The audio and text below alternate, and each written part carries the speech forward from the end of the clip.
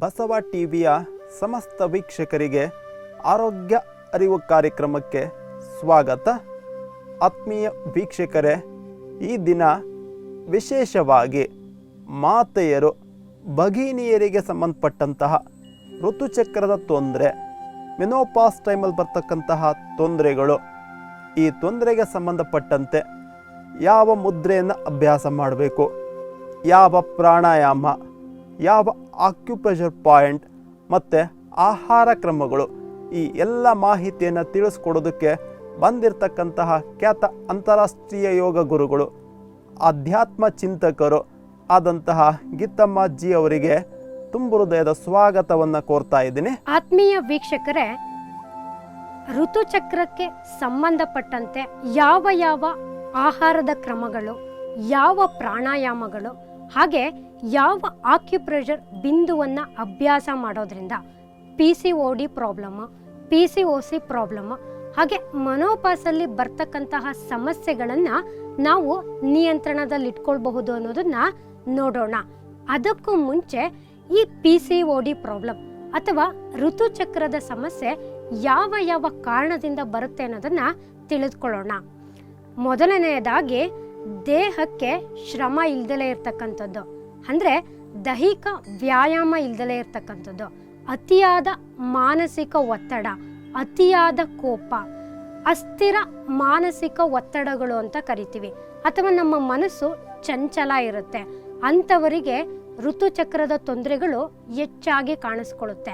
ಹಾಗೆ ಅತಿಯಾದ ಮೊಬೈಲ್ ಬಳಕೆ, ಅತಿಯಾದ ಬಿಗಿಯಾದ ಉಡುಪುಗಳನ್ನು ಧರಿಸೋದು, ಗರ್ಭ ನಿರೋಧಕ ಮಾತ್ರೆಗಳನ್ನು ಅತಿಯಾಗಿ ಸೇವನೆಯನ್ನು ಮಾಡೋದ್ರಿಂದ ಋತುಚಕ್ರಕ್ಕೆ ಸಂಬಂಧಪಟ್ಟಂತಹ ಸಮಸ್ಯೆಗಳು ಅಥವಾ PCOD ಸಮಸ್ಯೆಗಳು ಹೆಚ್ಚಾಗ್ತಾ ಇದೆ. ಈ PCOD ಸಮಸ್ಯೆಯಿಂದ ಏನೇನೆಲ್ಲ ಸಮಸ್ಯೆಗಳು ಬರಬಹುದು? ಕೆಲವರಿಗೆ ಮಕ್ಕಳಾಗ್ದಲೇ ಇರಬಹುದು, PCOD ಸಮಸ್ಯೆಯಿಂದ ಥೈರಾಯ್ಡ್ ಬರಬಹುದು, ದೇಹ ತೂಕ ಹೆಚ್ಚಾಗಬಹುದು. ಹಾಗಾಗಿ ಈ PCOD ಸಮಸ್ಯೆಯನ್ನು ಯಾವ ರೀತಿ ಔಷಧಿ ರಹಿತವಾಗಿ ನಿಯಂತ್ರಣದಲ್ಲಿಟ್ಕೊಳ್ಬಹುದು ಅನ್ನೋದನ್ನ ನೋಡೋಣ. ಇದನ್ನು ಯೋನಿ ಮುದ್ರೆ ಅಂತ ಕರಿತೀವಿ. ಈ ಮುದ್ರೆಯ ಜೊತೆಯಲ್ಲಿ ಪ್ರಾಣಾಯಾಮಗಳನ್ನು ಅಭ್ಯಾಸ ಮಾಡಿದ್ರೆ PCOD ಪ್ರಾಬ್ಲಮನ್ನು ನಿಯಂತ್ರಣದಲ್ಲಿಟ್ಕೊಳ್ಬಹುದು. ಕೆಲವರು 15 ದಿನಕ್ಕೆ ಒಮ್ಮೆ ಋತುಚಕ್ರ ಆಗ್ತಾ ಇರ್ತಾರೆ, ಇನ್ನು ಕೆಲವರು 2 ತಿಂಗಳಿಗೆ ಅಥವಾ 3 ತಿಂಗಳಿಗೆ ಒಮ್ಮೆ ಋತುಚಕ್ರ ಆಗ್ತಾ ಇರ್ತಾರೆ. ಕೆಲವರಿಗೆ ಋತುಚಕ್ರದಲ್ಲಿ ಋತುಸ್ರಾವ ಜಾಸ್ತಿ ಆಗ್ತಾ ಇರುತ್ತೆ. ಅಂಥವರು ಕನಿಷ್ಠ 1 ನಿಮಿಷ ಈ ಮುದ್ರೆಯನ್ನು ಈ ರೀತಿ ಹಿಡಿದು ಉಸಿರಾಟವನ್ನು ಮಾಡಿದ್ರೆ ಋತುಚಕ್ರದ ಸಮಸ್ಯೆಗಳು ನಿಯಂತ್ರಣಕ್ಕೆ ಬರುತ್ತೆ. ಈ ಯೋನಿ ಮುದ್ರೆಯ ಜೊತೆಯಲ್ಲಿ ಪ್ರಾಣಾಯಾಮಗಳನ್ನು ಅಭ್ಯಾಸ ಮಾಡಿದ್ರೆ ಬಹುಬೇಗ ಆ ಸಮಸ್ಯೆಯಿಂದ ನೀವು ಹೊರಗೆ ಬರಬಹುದು. ಒಂದು ಸಲ PCOD ಪ್ರಾಬ್ಲಮ್ ಬಂತು ಅಂದರೆ ದೇಹ ತೂಕ ಹೆಚ್ಚಾಗ್ತಾ ಹೋಗುತ್ತೆ. ಇವತ್ತು ಬಹುತೇಕ ಹೆಣ್ಣು ಮಕ್ಕಳು ದೇಹ ತೂಕದಿಂದ ಬಳಲ್ತಾ ಇದ್ದಾರೆ ಅಂದರೆ ಅದಕ್ಕೆ ಮುಖ್ಯವಾದ ಕಾರಣ PCOD ಅಥವಾ ಋತುಚಕ್ರ ಸರಿಯಾಗಿ ಆಗದಲೇ ಇರ್ತಕ್ಕಂಥದ್ದು. ಹಾಗೆ ಬಂಜೆತನ, ಇತ್ತೀಚಿನ ಮಹಿಳೆಯರಲ್ಲಿ ಬಂಜೆತನ ಜಾಸ್ತಿ ಆಗ್ತಾ ಇದೆ, ಮಕ್ಕಳಾಗ್ದಲೇ ಇರ್ತಕ್ಕಂಥದ್ದು ಜಾಸ್ತಿ ಆಗ್ತಾ ಇದೆ. ಅದಕ್ಕೆ ಮೂಲ ಕಾರಣ ಈ PCOD ಹಾಗೆ PCOC. ಮಾನಸಿಕ ಒತ್ತಡಗಳನ್ನು ನಿಯಂತ್ರಣದಲ್ಲಿಟ್ಕೊಳ್ಳೋದು, ದೇಹಕ್ಕೆ ವ್ಯಾಯಾಮವನ್ನು ನೀಡ್ತಕ್ಕಂಥದ್ದು, ಹಾಗೆ ಮೊಬೈಲ್ ಬಳಕೆಯನ್ನು ಕಡಿಮೆ ಮಾಡೋದು, ಸಮಯಕ್ಕೆ ಸರಿಯಾಗಿ ಊಟ ತಿಂಡಿಯನ್ನು ಮಾಡೋದ್ರಿಂದ ಈ ಋತುಚಕ್ರದ ಸಮಸ್ಯೆಗಳನ್ನು ನೀವು ನಿಯಂತ್ರಣದಲ್ಲಿಟ್ಕೊಳ್ಬಹುದು. ಮುಖ್ಯವಾಗಿ ಋತುಚಕ್ರದ ಸಮಸ್ಯೆಗಳಿಂದ ದೇಹ ತೂಕ ಜಾಸ್ತಿ ಆಗ್ತಾ ಇದೆ. ಹಾಗಾಗಿ ಈ ಯೋನಿ ಮುದ್ರೆಯ ಜೊತೆಯಲ್ಲಿ ಪಾರ್ಶ್ವ ನಾಭಿ ಚಕ್ರ ಪ್ರಾಣಾಯಾಮ ಹಾಗೆ ನಾಭಿ ಚಕ್ರ ಪ್ರಾಣಾಯಾಮ ಅಭ್ಯಾಸ ಮಾಡಿದ್ರೆ ನಿಮಗೆ ಹೆಚ್ಚು ಅನುಕೂಲ ಆಗುತ್ತೆ. ಈ ಯೋನಿ ಮುದ್ರೆಯ ನಂತರ ಇದನ್ನ ಮೂತ್ರಾಶಯ ಮುದ್ರೆ ಅಂತ ಕರಿತೀವಿ. 1 ನಿಮಿಷ ಯೋನಿ ಮುದ್ರೆಯ ನಂತರ ಈ ಮೂತ್ರಾಶಯ ಮುದ್ರೆಯಲ್ಲಿ ಅಭ್ಯಾಸವನ್ನು ಮಾಡಿದ್ರೆ ನಿಮಗೆ ಹೆಚ್ಚು ಅನುಕೂಲ ಆಗುತ್ತೆ. ಋತುಚಕ್ರಕ್ಕೆ ಸಂಬಂಧಪಟ್ಟಂತಹ ತೊಂದರೆಗಳು ನಿಯಂತ್ರಣಕ್ಕೆ ಬರುತ್ತೆ. ದೇಹ ತೂಕ ಕಡಿಮೆ ಆಗುತ್ತೆ. ತಿಂಗಳಿಗೆ ಕರೆಕ್ಟಾಗಿ ಋತುಚಕ್ರ ಆಗುತ್ತೆ. ಋತುಸ್ರಾವ ಕಡಿಮೆ ಆಗುತ್ತೆ. ಕೆಲವರಿಗೆ ಋತುಚಕ್ರದ ಸಂದರ್ಭದಲ್ಲಿ ವಾಮಿಟಿಂಗ್ ಸೆನ್ಸೇಷನ್ ಇರುತ್ತೆ, ಬೆನ್ನು ನೋವು ಜಾಸ್ತಿ ಇರುತ್ತೆ, ಕೈ ಕಾಲುಗಳ ಸೆಳೆತ ಇರುತ್ತೆ. ಅಂಥವರು ಒಂದೇ ಒಂದು ನಿಮಿಷ ಈ ಮುದ್ರೆಯನ್ನು ಅಭ್ಯಾಸ ಮಾಡಿದ್ರೆ ಕೈಕಾಲು ಸೆಳೆತ ಕಡಿಮೆ ಆಗುತ್ತೆ, ವಾಮಿಟ್ ಸೆನ್ಸೇಷನ್ ಕಡಿಮೆ ಆಗುತ್ತೆ, ಬೆನ್ನು ನೋವು ಕಡಿಮೆ ಆಗುತ್ತೆ. ಹಾಗೆ ಋತುಚಕ್ರಕ್ಕೆ ಸಂಬಂಧಪಟ್ಟಂತಹ ತೊಂದರೆಗಳು ನಿಯಂತ್ರಣಕ್ಕೆ ಬರುತ್ತೆ. ಯೋನಿ ಮುದ್ರೆಯ ನಂತರ ಈ ಮೂತ್ರಾಶಯ ಮುದ್ರೆಯಲ್ಲಿ ನಾಭಿ ಚಕ್ರ ಪ್ರಾಣಾಯಾಮವನ್ನು ಮಾಡಿದ್ರೆ ನಿಮಗೆ ಹೆಚ್ಚು ಅನುಕೂಲ ಆಗುತ್ತೆ. ಮುಖ್ಯವಾಗಿ ದೇಹ ತೂಕವನ್ನು ನೀವು ನಿಯಂತ್ರಣದಲ್ಲಿ ಇಟ್ಕೊಳ್ಬಹುದು. PCOD ಪ್ರಾಬ್ಲಮ್ ಬಂತು ಅಂದರೆ ಥೈರಾಯ್ಡ್ ಸಮಸ್ಯೆ ಬರ್ತಕ್ಕಂತಹ ಸಂಭವ ಜಾಸ್ತಿ ಇರುತ್ತೆ. ಈ PCOD ಪ್ರಾಬ್ಲಮ್ ಹಾಗೆ ಥೈರಾಯ್ಡ್ ಸಮಸ್ಯೆ ಬಂತು ಅಂದರೆ ನಿಮಗೆ ಬಂಜೆತನ ಕಾಡ್ತಾ ಬರುತ್ತೆ ಅಥವಾ ಬಂಜೆತನ ಹೆಚ್ಚಾಗಬಹುದು. ಅಂಥವರು ಯೋನಿ ಮುದ್ರೆಯ ನಂತರ ಈ ಮೂತ್ರಾಶಯ ಮುದ್ರೆಯನ್ನು ಅಭ್ಯಾಸ ಮಾಡಿದ್ರೆ ಋತುಚಕ್ರಕ್ಕೆ ಸಂಬಂಧಪಟ್ಟಂತಹ ಎಲ್ಲ ತೊಂದರೆಗಳನ್ನು ನೀವು ನಿಯಂತ್ರಣದಲ್ಲಿಟ್ಕೊಳ್ಬಹುದು. ಆತ್ಮೀಯ ವೀಕ್ಷಕರೇ, ಋತುಚಕ್ರಕ್ಕೆ ಸಂಬಂಧಪಟ್ಟಂತಹ ತೊಂದರೆಗಳ ಬಗ್ಗೆ ಕೆಲವೊಂದು ಮಾಹಿತಿಯನ್ನು ನೋಡಿದ್ರೆ, ಇದಕ್ಕೆ ಸಂಬಂಧಪಟ್ಟಂತೆ ಹೆಚ್ಚಿನ ಮಾಹಿತಿಯನ್ನು ನೋಡೋಣ. ಅದಕ್ಕೆ ಮುಂಚೆ ಒಂದು ಚಿಕ್ಕ ವಿರಾಮ.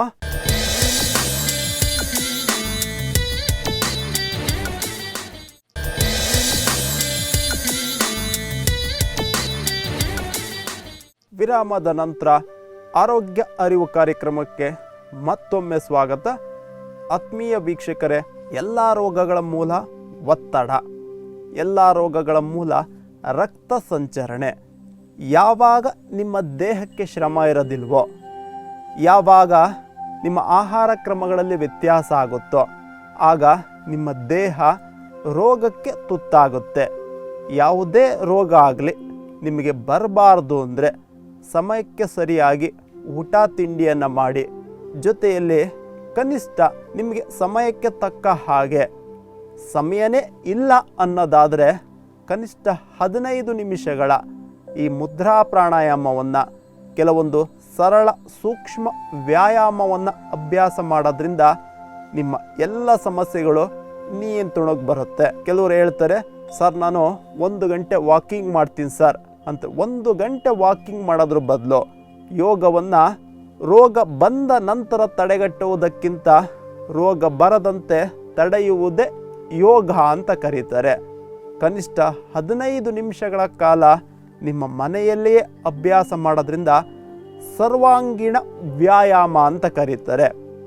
ಬರೀ ವಾಕಿಂಗನ್ನು ಮಾಡಿದ್ರೆ ಕೈಕಾಲುಗಳಿಗೆ ಚೈತನ್ಯ ಬರ್ಬೋದು ಅಥವಾ ಹೊಸ ಗಾಳಿ ಬೆಳಕು ಸಿಗ್ಬೋದು, ಆದರೆ ದೇಹದ ರಕ್ತ ಸಂಚಾರಣೆಯಲ್ಲಿ ವ್ಯತ್ಯಾಸ ಆಗುತ್ತೆ. ಯಾವಾಗ ಇಡೀ ಸಂಪೂರ್ಣ ದೇಹಕ್ಕೆ ರಕ್ತ ಸಂಚಾರಣೆ ಚೆನ್ನಾಗಾಗುತ್ತೋ ನಿಮ್ಮ ಎಲ್ಲ ಸಮಸ್ಯೆಗಳು ನಿಯಂತ್ರಣಕ್ಕೆ ಬರುತ್ತೆ. ಈ ಋತುಚಕ್ರ ಅಥವಾ ಈ ಮೆನೋಪಾಸ್ ಟೈಮಲ್ಲಿ ಬರ್ತಕ್ಕಂತಹ ತೊಂದರೆಗಳಿಗೆ ಇನ್ನೂ ಹೆಚ್ಚಿನ ಮಾಹಿತಿಯನ್ನು ನೋಡೋಣ. ಇವತ್ತು 100 ಜನ ಹೆಣ್ಣುಮಕ್ಕಳಲ್ಲಿ 98 ಹೆಣ್ಣುಮಕ್ಕಳು PCOD ಹಾಗೆ PCOS ಸಮಸ್ಯೆಯಿಂದ ಬಳಲ್ತಾ ಇದ್ದಾರೆ. ಅದಕ್ಕೆ ಮೂಲ ಕಾರಣ ಏನು ಅಂದರೆ ಮೊಬೈಲ್ ಬಳಕೆ ಹಾಗೆ ಬಿಗಿಯಾದ ಉಡುಪುಗಳನ್ನು ಧರಿಸ್ತಕ್ಕಂಥದ್ದು. ಈ ಎರಡೂ ಸಮಸ್ಯೆಗಳಿಂದ ಇತ್ತೀಚಿನ ಹೆಣ್ಣು ಮಕ್ಕಳಲ್ಲಿ PCOD ಪ್ರಾಬ್ಲಮ್ ಹಾಗೆ PCOS ಪ್ರಾಬ್ಲಮ್ ಹೆಚ್ಚಾಗ್ತಾ ಇದೆ. ರಾತ್ರಿ ತಡವಾಗಿ ಊಟ ಮಾಡೋದು, ತಡವಾಗಿ ಮಲಗೋದು, ಬೆಳಗ್ಗೆ ಲೇಟಾಗಿ ಏಳೋದು, ಬೇಕ್ರಿ ಪದಾರ್ಥಗಳನ್ನು ಅತಿಯಾಗಿ ಸೇವನೆಯನ್ನು ಮಾಡೋದು, ಜಂಕ್ ಫುಡ್ಗಳನ್ನು ಅತಿಯಾಗಿ ಸೇವನೆಯನ್ನು ಮಾಡೋದು. ಬಹುಮುಖ್ಯವಾಗಿ ಯಾರಿಗೆ ಮಧುಮೇಹ ಇರುತ್ತೆ, BP ಇರುತ್ತೆ, ಅಂಥವರಲ್ಲೂ ಕೂಡ ಋತುಚಕ್ರಕ್ಕೆ ಸಂಬಂಧಪಟ್ಟಂತಹ ಸಮಸ್ಯೆಗಳು ಕಾಣಿಸ್ಕೊಳ್ತಾ ಇದೆ. ಇದಕ್ಕೆ ಸಂಬಂಧಪಟ್ಟಂತೆ ಮತ್ತೊಂದು ಮುದ್ರೆಯನ್ನು ನೋಡೋಣ. ಇದನ್ನು ಸ್ತ್ರೀ ಮುದ್ರೆ ಅಂತ ಕರಿತೀವಿ. ಯಾರಿಗೆ ಋತುಚಕ್ರದ ಸಮಸ್ಯೆಗಳಿರುತ್ತೆ ಅಂಥವರು ಈ ರೀತಿ ನಿಧಾನವಾಗಿ ಕ್ರಮಬದ್ಧವಾಗಿ ದಿನನಿತ್ಯ 1 ನಿಮಿಷ ಅಭ್ಯಾಸವನ್ನು ಮಾಡಬೇಕು. ಸಾಧ್ಯವಾದರೆ ಈ ಮುದ್ರೆಯ ಜೊತೆಯಲ್ಲಿ ಪ್ರಾಣಾಯಾಮಗಳನ್ನು ಅಭ್ಯಾಸ ಮಾಡಿದ್ರೆ ಹೆಚ್ಚು ಅನುಕೂಲ ಆಗುತ್ತೆ. ಯಾರಿಗೆ ಋತುಚಕ್ರದ ಸಂದರ್ಭದಲ್ಲಿ ಋತುಸ್ರಾವ ಹೆಚ್ಚಾಗ್ತಾ ಇರುತ್ತೆ, ಕೆಲವರಿಗೆ ಬ್ಲೀಡಿಂಗೇ ಆಗ್ತಾ ಇರಲ್ಲ, ಅಂಥವರಿಗೆ ಇದು ಹೆಚ್ಚು ಅನುಕೂಲ ಆಗುತ್ತೆ. ಋತುಚಕ್ರದ ಸಂದರ್ಭದಲ್ಲಿ ಬೆನ್ನು ನೋವು ಜಾಸ್ತಿ ಇರುತ್ತೆ, ಆಸಿಡಿಟಿ ಜಾಸ್ತಿ ಆಗುತ್ತೆ, ಕೈ ಕಾಲುಗಳ ಸೆಳೆತ ಇರುತ್ತೆ. ಅಂಥವರು ಈ ರೀತಿ ನಿಧಾನವಾಗಿ ಒಂದೇ ಒಂದು ನಿಮಿಷ ಪ್ರತಿನಿತ್ಯ ಅಭ್ಯಾಸ ಮಾಡಿದ್ರೆ ನಿಮಗೆ ಹೆಚ್ಚು ಅನುಕೂಲ ಆಗುತ್ತೆ. ಹಾಗೆ ಸಮಯಕ್ಕೆ ಸರಿಯಾಗಿ ಊಟ ತಿಂಡಿಯನ್ನು ಮಾಡೋದು. ನೀವೇನೇ ತಿನ್ನಿ, ಸಮಯಕ್ಕೆ ಸರಿಯಾಗಿ ತಿನ್ನಿ. ಊಟ ತಿಂಡಿಯ ಜೊತೆ ಮೊಳಕೆ ಕಾಳುಗಳನ್ನು ಉಪಯೋಗಿಸಿ, ಸತ್ವಯುತ ಆಹಾರವನ್ನು ಉಪಯೋಗಿಸೋದ್ರಿಂದ ಈ ಋತುಚಕ್ರಕ್ಕೆ ಸಂಬಂಧಪಟ್ಟಂತಹ ಸಮಸ್ಯೆಗಳನ್ನು ನಾವು ನಿಯಂತ್ರಣದಲ್ಲಿಟ್ಕೊಳ್ಬಹುದು. ಮೊದಲೇ ನಾನು ಹೇಳಿದಾಗೆ PCOD ಪ್ರಾಬ್ಲಮ್ ಬಂತು ಅಂದರೆ PCOS ಪ್ರಾಬ್ಲಮ್ ಹೆಚ್ಚಾಗ್ತಾ ಹೋಗುತ್ತೆ. ಅಂದರೆ ಬಂಜೆತನ ಬರುತ್ತೆ, ಥೈರಾಯ್ಡ್ ಸಮಸ್ಯೆ ಬರುತ್ತೆ. ಇವ್ಯಾವುದೂ ಸಮಸ್ಯೆ ಬರಬಾರ್ದು ಅಂದರೆ ಋತುಚಕ್ರವನ್ನು ನೀವು ನಿಯಂತ್ರಣದಲ್ಲಿಟ್ಕೊಳ್ಬೇಕು.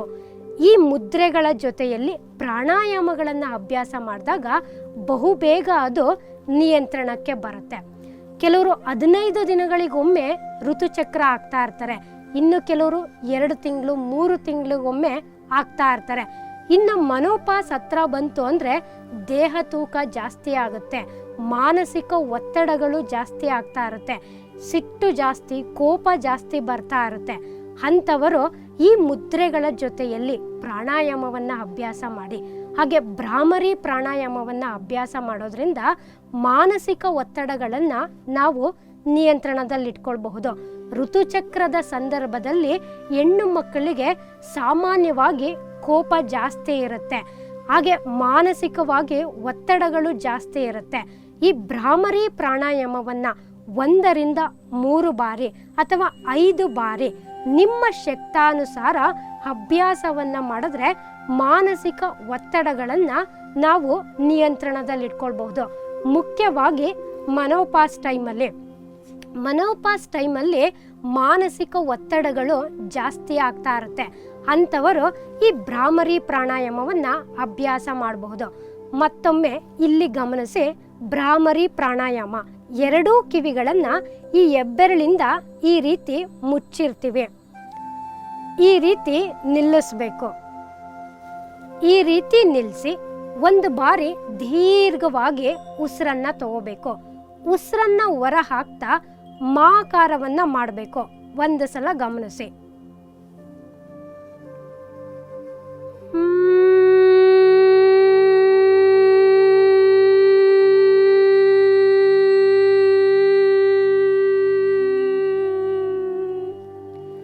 ಈ ರೀತಿ ನಿಮ್ಮ ಶಕ್ತಾನುಸಾರ ಎಷ್ಟು ಜೋರಾಗಿ ಸಾಧ್ಯನೋ ಅಷ್ಟು ಜೋರಾಗಿ ಮಾಕಾರವನ್ನು ಅಭ್ಯಾಸ ಮಾಡೋದ್ರಿಂದ ಮಾನಸಿಕ ಒತ್ತಡಗಳನ್ನು ನಾವು ನಿಯಂತ್ರಣದಲ್ಲಿಟ್ಕೊಳ್ಬಹುದು. ಹಾಗೆ ಸಮಯಕ್ಕೆ ಸರಿಯಾಗಿ ಊಟ ತಿಂಡಿಯನ್ನು ಮಾಡಿದ್ರೆ ಈ ಋತುಚಕ್ರಕ್ಕೆ ಸಂಬಂಧಪಟ್ಟಂತಹ ಸಮಸ್ಯೆಗಳನ್ನು ನಾವು ನಿಯಂತ್ರಣದಲ್ಲಿಟ್ಕೊಳ್ಬಹುದು. ಇದಕ್ಕೆ ಸಂಬಂಧಪಟ್ಟಂತೆ ಇಲ್ಲಿ ಗಮನಿಸಿ, ಈ ರೀತಿ ನಿಧಾನವಾಗಿ ಪ್ರೆಷರನ್ನು ಕೊಡ್ತಾ ಈ ರೀತಿ ನಿಮ್ಮ ಮೊಣಕೈಯನ್ನು ತಿಕ್ತಾ ಬರಬೇಕು. ಈ ರೀತಿ ಅಭ್ಯಾಸವನ್ನು ಮಾಡೋದ್ರಿಂದನೂ ಕೂಡ ಋತುಚಕ್ರಕ್ಕೆ ಸಂಬಂಧಪಟ್ಟಂತಹ ಸಮಸ್ಯೆಗಳನ್ನು ನಾವು ನಿಯಂತ್ರಣದಲ್ಲಿಟ್ಕೊಳ್ಬಹುದು. ಇದನ್ನು 2 ಕೈಯಲ್ಲಿ ಈ ರೀತಿ ಕ್ರಮಬದ್ಧವಾಗಿ ನಿಧಾನವಾಗಿ ಅಭ್ಯಾಸವನ್ನು ಮಾಡಬೇಕು. ನಾವು ಅಭ್ಯಾಸವನ್ನು ಮಾಡುವಾಗ ನಮ್ಮ ಗಮನ ಎಲ್ಲೋ ಇರುತ್ತೆ, ನಾವು ಇನ್ನೇನೋ ಅಭ್ಯಾಸವನ್ನು ಮಾಡ್ತಿರ್ತೀವಿ. ನಾವು ಏನು ಅಭ್ಯಾಸ ಮಾಡ್ತೀವೋ ಅದನ್ನು ಗಮನಿಸ್ತಾ ಉಸಿರಾಟದ ಜೊತೆಯಲ್ಲಿ ಅಭ್ಯಾಸ ಮಾಡಿದಾಗ ನಿಮಗೆ ಹೆಚ್ಚು ಅನುಕೂಲ ಆಗುತ್ತೆ. ಈ ರೀತಿ ಕ್ರಮಬದ್ಧವಾಗಿ ನಿಧಾನವಾಗಿ 2 ಕೈಯಲ್ಲಿ ಅಭ್ಯಾಸ ಮಾಡಿದ ನಂತರ ಆಂಕಲ್ ಜಾಯಿಂಟ್ಸನ್ನು ಕೂಡ ಈ ರೀತಿ ಅಭ್ಯಾಸವನ್ನು ಮಾಡಬೇಕು.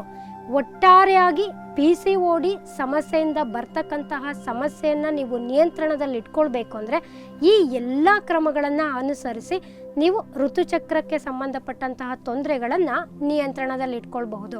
ಆತ್ಮೀಯ ವೀಕ್ಷಕರೇ, ಈ ಋತುಚಕ್ರಕ್ಕೆ ಸಂಬಂಧಪಟ್ಟಂತಹ ತೊಂದರೆಗಳನ್ನು ನೋಡಿದ್ರೆ ಯಾರಿಗೆ ಥೈರಾಯ್ಡ್ ಸಮಸ್ಯೆ ಇರುತ್ತೋ ಅವರಿಗೆ ಋತುಚಕ್ರದ ಸಮಸ್ಯೆ ಇದ್ದೇ ಇರುತ್ತೆ. ಯಾರಿಗೆ ದೇಹ ತೂಕ ಹೆಚ್ಚಾಗಿರುತ್ತೋ ಅವ್ರಿಗೆ ಋತುಚಕ್ರದ ಸಮಸ್ಯೆ ಬಾಧಿಸ್ತಾ ಇರುತ್ತೆ.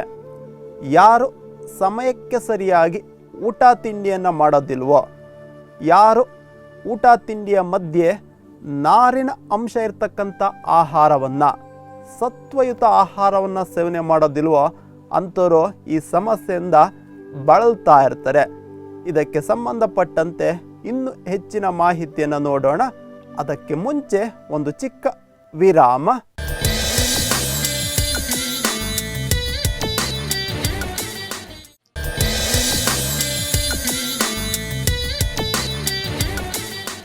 ವಿರಾಮದ ನಂತರ ಮತ್ತೊಮ್ಮೆ ಆರೋಗ್ಯ ಅರಿವು ಕಾರ್ಯಕ್ರಮಕ್ಕೆ ಸ್ವಾಗತ. ಆತ್ಮೀಯ ವೀಕ್ಷಕರೇ, ಆರೋಗ್ಯದ ಅರಿವನ್ನು ಮೂಡಿಸೋದ್ರ ಜೊತೆಯಲ್ಲಿ ಆಧ್ಯಾತ್ಮದ ಅರಿವನ್ನು ಮೂಡಿಸ್ತಕ್ಕಂಥದ್ದು ನಮ್ಮ ಬಸವ ಟಿವಿಯ ಮುಖ್ಯ ಧ್ಯೇಯೋದ್ದೇಶ. ಇವತ್ತು ನಮಗೆ ಎಲ್ಲ ಇದ್ದು ಆರೋಗ್ಯ ಇಲ್ಲ ಅಂದರೆ ಏನೂ ಮಾಡೋದಕ್ಕಾಗಲ್ಲ. ಆರೋಗ್ಯ ಪ್ರತಿಯೊಬ್ಬರಿಗೂ ಬಹಳ ಮುಖ್ಯ. ಆರೋಗ್ಯ ಚೆನ್ನಾಗಿದ್ದರೆ ಏನು ಬೇಕಾದರೂ ಸಾಧನೆಯನ್ನು ಮಾಡ್ಬೋದು. ಆರೋಗ್ಯ ಒಂದು ಸಲ ಹಾಳಾಯಿತು ಅಂದರೆ ಆ ಆರೋಗ್ಯವನ್ನು ಪಡೆಯೋದು ಬಹಳ ಕಷ್ಟ. ಹಾಗಾಗಿ ಹೆಲ್ತ್ ಈಸ್ ವೆಲ್ತ್ ಅಂತ ಕರೀತಾರೆ. ಆರೋಗ್ಯವೇ ಭಾಗ್ಯ.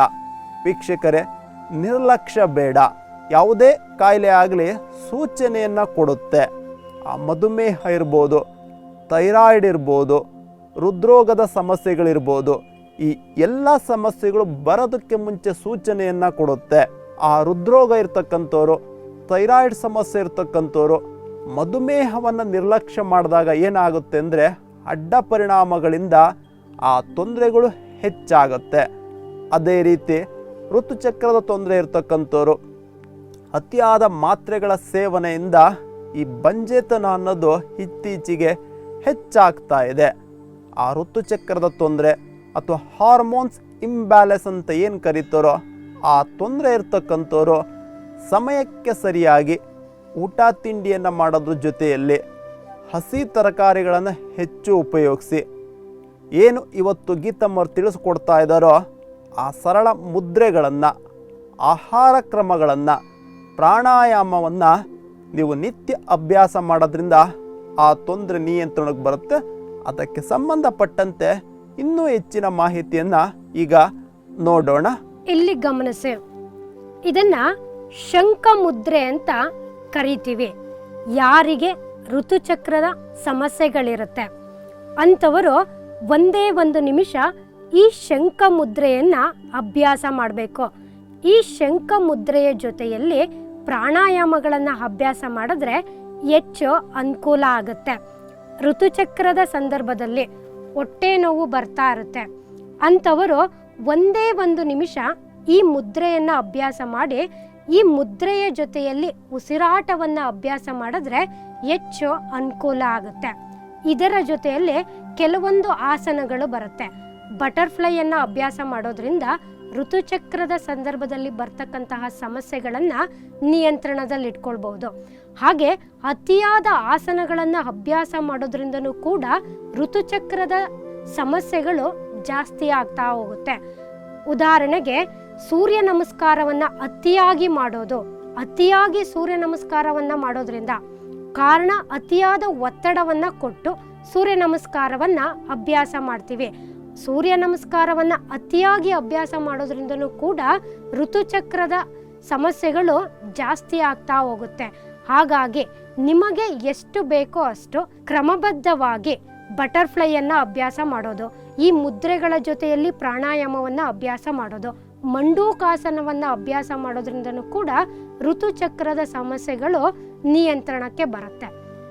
ಇದರ ಜೊತೆಯಲ್ಲಿ ಸಾಮಾನ್ಯವಾಗಿ ಹೆಣ್ಣು ಮಕ್ಕಳು ನೀರನ್ನು ಕಡಿಮೆ ಕುಡಿತಾ ಇರ್ತಾರೆ. ನಿಮ್ಮೆಲ್ಲ ಸಮಸ್ಯೆಗಳಿಗೆ ಮೂಲ ಕಾರಣ ಈ ನೀರು. ಈ ನೀರನ್ನು ನಾವು ಎಷ್ಟು ತಗೋಬೇಕು, ಎಷ್ಟು ತಗೊಳ್ಬಾರ್ದು, ದೈಹಿಕ ಶ್ರಮಕ್ಕನುಗುಣವಾಗಿ 8 ರಿಂದ 10 ಗ್ಲಾಸ್ ನೀರನ್ನು ಕುಡಿಯೋದು ಅಥವಾ 2 ರಿಂದ 4 ಲೀಟರ್ ನೀರನ್ನು ಕುಡಿಯೋದ್ರಿಂದನೂ ಕೂಡ ಋತುಚಕ್ರಕ್ಕೆ ಸಂಬಂಧಪಟ್ಟಂತಹ ಸಮಸ್ಯೆಗಳನ್ನು ನೀವು ನಿಯಂತ್ರಣದಲ್ಲಿಟ್ಕೊಳ್ಬಹುದು. ನಾನು ಮೊದಲೇ ಹೇಳಿದ ಹಾಗೆ ಮನೋಪಾಸ್ ಟೈಮಲ್ಲಿ ದೇಹ ತೂಕ ಹೆಚ್ಚಾಗ್ತಾ ಇರುತ್ತೆ. ಹಾಗೆ ಮೂತ್ರಪಿಂಡಗಳು, ಮೂತ್ರಕೋಶಕ್ಕೆ ಸಂಬಂಧಪಟ್ಟಂತಹ ಕಾಯಿಲೆಗಳು ಜಾಸ್ತಿ ಆಗ್ತಾ ಹೋಗುತ್ತೆ. ಯೂರಿನ್ ಪಾಸಿಗೆ ಸಂಬಂಧಪಟ್ಟಂತಹ ಕಾಯಿಲೆಗಳು ಜಾಸ್ತಿ ಆಗ್ತಾ ಹೋಗುತ್ತೆ.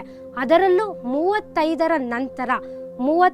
ನಂತರ ಮಹಿಳೆಯರಿಗೆ ಮೂತ್ರಪಿಂಡಕ್ಕೆ ಸಂಬಂಧಪಟ್ಟಂತಹ ತೊಂದರೆಗಳು ಜಾಸ್ತಿ ಆಗ್ತಾ ಹೋಗುತ್ತೆ. ಅದಕ್ಕೆ ಮೂಲ ಕಾರಣ ಈ PCOD ಪ್ರಾಬ್ಲಮ್, ಹಾಗೆ PCOS ಪ್ರಾಬ್ಲಮ್. ಅದಕ್ಕೆ ನೀವು ಸಮಯಕ್ಕೆ ಸರಿಯಾಗಿ ಊಟ ತಿಂಡಿಯನ್ನು ತೆಗೆದುಕೊಳ್ಳುವುದರ ಜೊತೆಗೆ ನೀರನ್ನು ಚೆನ್ನಾಗಿ ಕುಡಿಯೋದ್ರಿಂದ ಈ ಸಮಸ್ಯೆಗಳನ್ನು ನೀವು ನಿಯಂತ್ರಣದಲ್ಲಿಟ್ಕೊಳ್ಬಹುದು. ಇದಕ್ಕೆ ಸಂಬಂಧಪಟ್ಟಂತೆ ಮತ್ತೊಂದು ಪ್ರಾಣಾಯಾಮ ಇದೆ. ಅದನ್ನು ಅನುಲೋಮ ವಿಲೋಮ ಪ್ರಾಣಾಯಾಮ ಅಂತ ಕರಿತೀವಿ.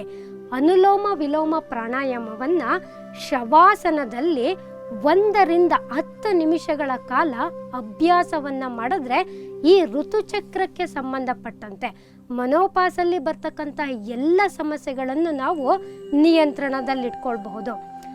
ಅನುಲೋಮ ವಿಲೋಮ ಪ್ರಾಣಾಯಾಮ, ಒಂದು ಒರಳೆಯಿಂದ ಉಸಿರನ್ನು ತಗೊಂಡು ಅದನ್ನು ಮುಚ್ಚಿ ಮತ್ತೊಂದು ಒರಳೆಯಿಂದ ಉಸಿರನ್ನು ಹೊರ ಹಾಕ್ತಾ ಬರಬೇಕು.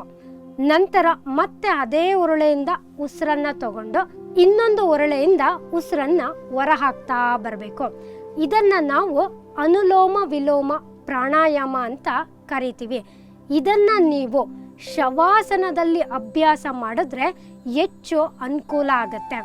ಅನುಲೋಮ ವಿಲೋಮ ಪ್ರಾಣಾಯಾಮವನ್ನು ಶವಾಸನದಲ್ಲಿ ಅಭ್ಯಾಸ ಮಾಡಿದ್ರೆ 10 ದಿನದಲ್ಲಿ ನಿಯಂತ್ರಣಕ್ಕೆ ಬರ್ತಕ್ಕಂತಹ ಸಮಸ್ಯೆಗಳು 4 ದಿನ ಅಥವಾ 5 ದಿನದ ಒಳಗಾಗಿ ನಿಯಂತ್ರಣಕ್ಕೆ ಬರುತ್ತೆ.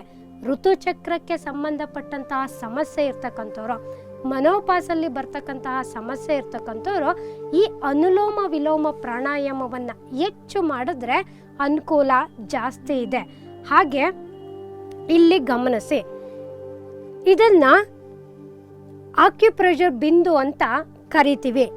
ಯಾರಿಗೆ ಋತುಚಕ್ರದ ಸಮಸ್ಯೆಗಳಿರುತ್ತೆ, ಹೊಟ್ಟೆ ನೋವು ಜಾಸ್ತಿ ಇರುತ್ತೆ, PCOS ಸಮಸ್ಯೆ ಇರುತ್ತೆ ಅಂಥವರು 1 ನಿಮಿಷ ದಿನನಿತ್ಯ ಇದನ್ನು ಅಭ್ಯಾಸ ಮಾಡಬೇಕು.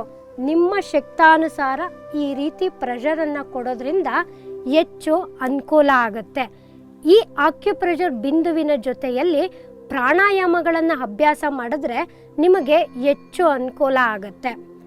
ಈ ರೀತಿ ನಿಧಾನವಾಗಿ ಕ್ರಮಬದ್ಧವಾಗಿ ಅಭ್ಯಾಸವನ್ನು ಮಾಡಬೇಕು.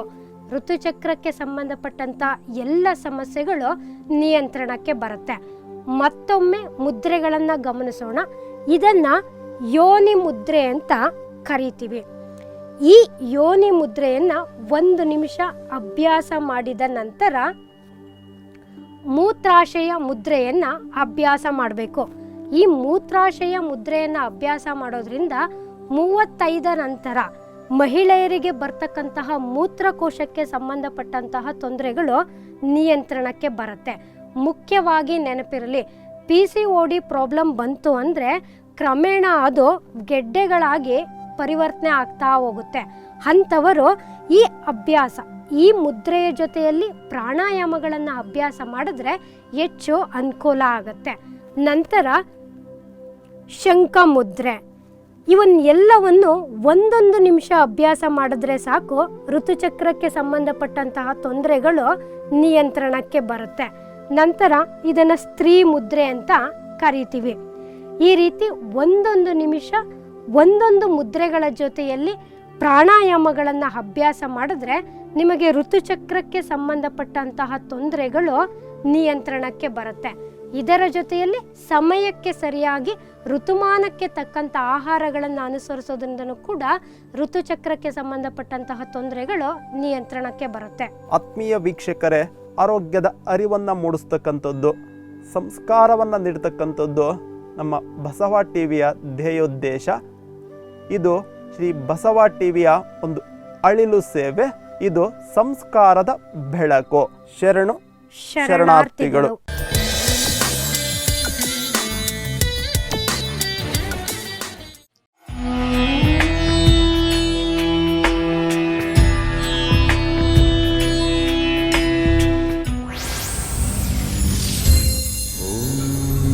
ಶ್ರೀ ಗುರು ಬಸವಲಿಂಗ